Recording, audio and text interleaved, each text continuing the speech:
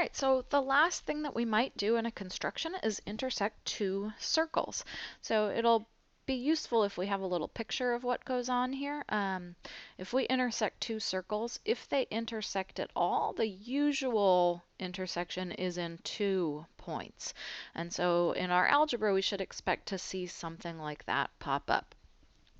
So when we intersect two constructible circles, we have two equations of the form x squared plus y squared plus a1x plus b1y plus c1 equals 0. We can rearrange the circle equation to look like that. Our second circle will be similar, but with maybe different coefficients. So I'll use A2, B2, C2 there. And if these are constructible, then it means that A1, A2, B1, B2, C1, and C2 are all in our field F. So maybe, for example, they're all rational numbers. If I want to intersect these two circles, it means I'm trying to solve this system of equations. An easy thing to do here is to subtract the two equations because that's going to get rid of our squared terms. So what we end up with there is a1 minus a2x plus b1 minus b2y plus c1 minus c2 equal to 0. And notice what this is. This is now the equation of a line. So this is an equation of a line, and notice our coefficients are still in F because all the A's and B's were in F. Okay, so what we got in our little picture up above was not those 2 points, but the line that goes through those 2 points. And so if I want to find the intersection points, then I just intersect that line with either circle. So to find my points, I'm going to intersect this line with either circle. It doesn't matter which one. Okay, but we've done that already. We've already looked at what happens if I intersect a line with F coefficients with a circle with F coefficients. So the points will lie in F, or in F adjoin some square root of D for some D that was in our field F already. So we either get rational points, or we get points that are in something like Q adjoin root 2 or Q adjoin root 17 or something along those lines. So what we've discovered is that all of these steps, all the drawing lines and circles and points and finding the intersection points, all of them, all steps of a construction, either stay in the field F or are in F adjoin square root of D. Okay, there is nothing else we can do in a construction other than intersecting lines and circles, because the only tools we have are a compass that draws circles and a straight edge that draws lines. Okay, so what this means is, as we do our steps of a construction, we start with some field F, which maybe we can think about starting as Q.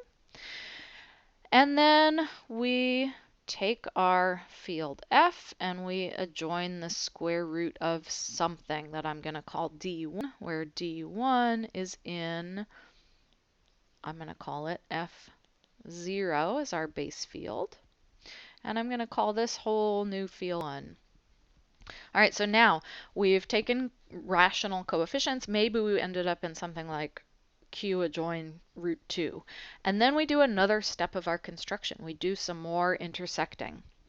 Maybe we stay exactly where we are with coefficients that are in Q adjoin root 2, or maybe we end up with solving that quadratic and we end up needing another square root. In that case, what happens is we started with the F1 coefficients, and all we had to do was adjoin the square root of some D1. And now I'm realizing my indices are a little off. I'm going to switch those for you. So I want to label this first D0 because it's going to make things look a lot prettier and match our theorem. All right, so now I've adjoined square root of D1, where D1 was already in F1. So maybe now I had to throw in the square root of 3 to my field, because that's where my discriminant, that square root of b squared minus 4ac, ended up. Okay, and I do some more steps in my construction, and maybe everything is fine. I don't need to take any square roots, but then all of a sudden I do. So I'm going to think about this field as called F2.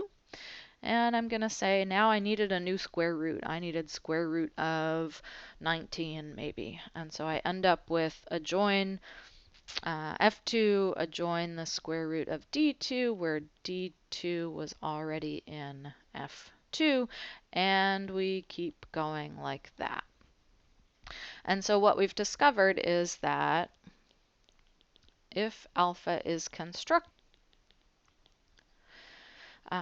to get it, we went through a series of steps like this.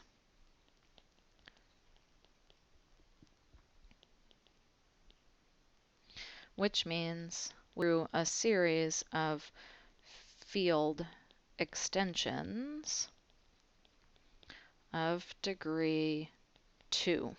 Okay? And so that brings us back to our theorem. Our theorem was it's constructible if and only if alpha is an element of a subfield of K with those subfields, that structure on its subfields, where each one was just adjoining the square root of something that was already in the previous step. So the picture of our theorem is exactly the picture we drew up above, and what we just proved is the forward direction. So this is the forward direction of the theorem below. The backwards direction we already proved earlier in a previous video. All right, so now we're going to look at that theorem and a corollary of it, and then use that corollary to do some possibility theorems in the next video.